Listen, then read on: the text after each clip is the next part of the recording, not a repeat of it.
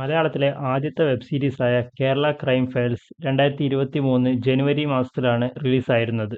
നമ്മളെല്ലാവരും വളരെയധികം ത്രില്ലടിച്ച് കണ്ടിരുന്ന ഒരു സീരീസ് തന്നെയാണ് കേരള ക്രൈം ഫയൽസ് ഷിജു പാറയിൽ വീട് നീണ്ട കര എന്ന് പറഞ്ഞ സീസൺ 1. ഇപ്പോൾ ഇതാ വീണ്ടും 2 വർഷത്തെ കാത്തിരിപ്പിന് ശേഷം കേരള ക്രൈം ഫയൽസിൻ്റെ സീസൺ 2 എത്തിയിരിക്കുകയാണ്. Kerala crime files search for CPO അമ്പിളി രാജു. ഈ സീസണിൻ്റെ പേര് സൂചിപ്പിക്കുന്ന പോലെ തന്നെ തിരുവനന്തപുരം റൂറൽ പോലീസ് സ്റ്റേഷനിൽ നിന്നും CPO അമ്പിളി രാജു മിസ്സിംഗ് ആവുന്നു. അവിടെ നിന്നാണ് കഥ തുടങ്ങുന്നത്. പിന്നീട് അങ്ങോട്ട് പുതുതായി ചാർജ് എടുത്ത SI നോബലിൻ്റെയും CI കുര്യൻ്റെയും നേതൃത്വത്തിലുള്ള ഈ കേസിൻ്റെ അന്വേഷണമാണ് സീരീസ് മുഴുവനായും ചർച്ച ചെയ്യുന്നത്. ഇവിടെ അർജുൻ രാധാകൃഷ്ണനാണ് SI നോബലിൻ്റെ വേഷം കൈകാര്യം ചെയ്തിരിക്കുന്നത്. സീസൺ 1-ൽ വളരെയധികം ലീനിയർ ആയിട്ടുള്ള സ്റ്റോറി ടെല്ലിംഗ് രീതിയാണ് പിടിച്ചിരുന്നതെങ്കിൽ സീസൺ 2-ലേക്ക് വരുമ്പോൾ അത് നേരെ വിപരീതമാണ്. കുറേയധികം ഇന്റർകണക്റ്റഡ് ആയിട്ടുള്ള സ്റ്റോറി ലൈൻസ് ഉള്ളതുകൊണ്ട് തന്നെ സ്റ്റോറി ടെല്ലിംഗ് കുറച്ചും കൂടി കോംപ്ലക്സ് ആയിട്ട് നമുക്ക് തോന്നും. എങ്കിൽ പോലും അത് സീസൺ 1-ൽ നിന്ന് സീസൺ 2-നെ വ്യത്യസ്തമാക്കാൻ നല്ല രീതിയിൽ തന്നെ സഹായിച്ചിട്ടുണ്ട് എന്ന് തന്നെ പറയാം.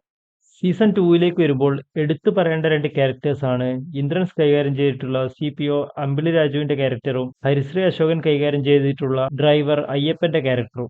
രണ്ടുപേരും നല്ല കിടിലനായിട്ട് തന്നെ ആ റോള് ചെയ്തിട്ടുണ്ട്. ഒരു പോയിന്റിൽ ഇവരുടെ രണ്ടുപേരുടെയും കോംബോ തന്നെയാണ് നമ്മുടെ ഉള്ളിൽ ഒരു ആകാംക്ഷ ഉണർത്താൻ സഹായിക്കുന്നതായിട്ടും എനിക്ക് തോന്നിയിട്ടുള്ളത്. പിന്നെ ഇൻവെസ്റ്റിഗേഷന്റെ ഒരു പോയിന്റിൽ റിവേഴ്സ് ട്രാക്കിംഗ് എന്ന ടെക്നോളജി ഉപയോഗിക്കുന്നതായി കാണിക്കുന്നുണ്ട്. അതും വളരെയധികം പുതുമയുള്ളതും കണ്ടിരിക്കാൻ നല്ല രസമുള്ളതുമായിട്ടുള്ള ഒരു ഇതായിട്ടാണ് എനിക്ക് തോന്നിയിട്ടുള്ളത്. ഈ സീസണിന്റെ സ്ക്രിപ്റ്റ് വർക്കുകൾ ചെയ്തിരിക്കുന്നത് നമ്മുടെ കിഷ്കിന്ധ്യ കാന്തത്തിന്റെ ഒക്കെ റൈറ്റർ ആയിട്ടുള്ള ബാഹുൽ രമേശാണ്. പിന്നെ കഴിഞ്ഞ സീസൺ പോലെ തന്നെ അഹമ്മദ് കബീർ തന്നെയാണ് ഈ സീസണും ഡയറക്റ്റ് ചെയ്തിട്ടുള്ളത്. സ്ക്രിപ്റ്റ് റൈറ്ററിന്റെയും ഡയറക്ടറിന്റെയും വർക്ക് എടുത്തു പറയേണ്ടത് തന്നെയാണ്. കാരണം ഒരു സെക്കൻഡിൽ പോലും നമുക്ക് ബോറടിക്കാത്ത രീതിയിൽ ഓരോ എപ്പിസോഡിന്റെയും പേസ് മെയിൻറ്റെയിൻ ചെയ്തുകൊണ്ട് ആണ് ഈ സീസൺ ഒരുക്കിയിരിക്കുന്നത്. ജിതിൻ സ്റ്റാനിസ്ലോസ് ആണ് ഈ സീരീസിന്റെ സിനിമാറ്റോഗ്രഫി കൈകാര്യം ചെയ്തിരിക്കുന്നത്. സിനിമാറ്റോഗ്രഫി നല്ല രീതിയിൽ തന്നെ സീരീസിന്റെ മൂഡ് എൻഹാൻസ് ചെയ്യാൻ വേണ്ടി സഹായിച്ചിട്ടുണ്ട്. പിന്നെ എടുത്തു പറയേണ്ടതാണ് ഹീഷം അബ്ദുൾ വഹാബിന്റെ ബാക്ക്ഗ്രൗണ്ട് സ്കോർ.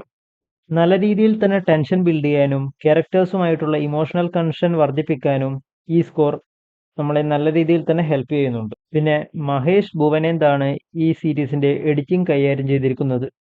കാണുന്ന പ്രേക്ഷകനെ ബോറടിപ്പിക്കാത്ത രീതിയിൽ നല്ല രീതിയിൽ തന്നെ എല്ലാ എപ്പിസോഡുകളും എഡിറ്റ് ചെയ്ത് വെച്ചിട്ടുണ്ട്.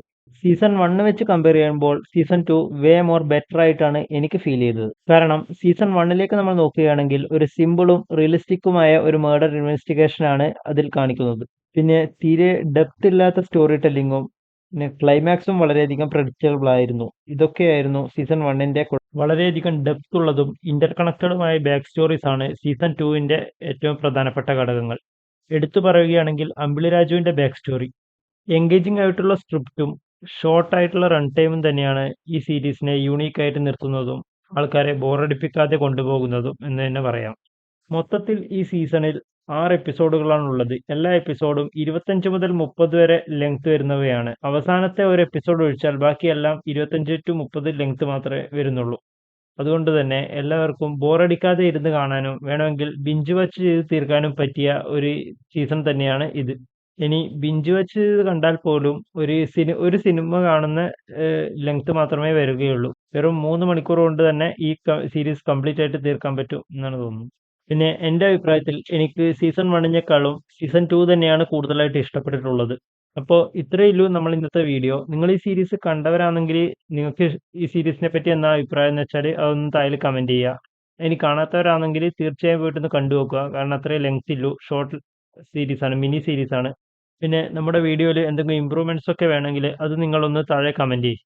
നിങ്ങൾക്ക് ഈ വീഡിയോ ഇഷ്ടപ്പെട്ടിട്ടുണ്ടെങ്കിൽ വീഡിയോ ഒന്ന് ലൈക്ക് ചെയ്യുക, പറ്റുവാണെങ്കിൽ ചാനൽ ഒന്ന് സബ്സ്ക്രൈബ് ചെയ്യുക. അപ്പോൾ അടുത്തൊരു സീരീസിൻ്റെ അല്ല സിനിമയുടെ റിവ്യൂ ആയിട്ട് നമുക്ക് വീണ്ടും കാണാം.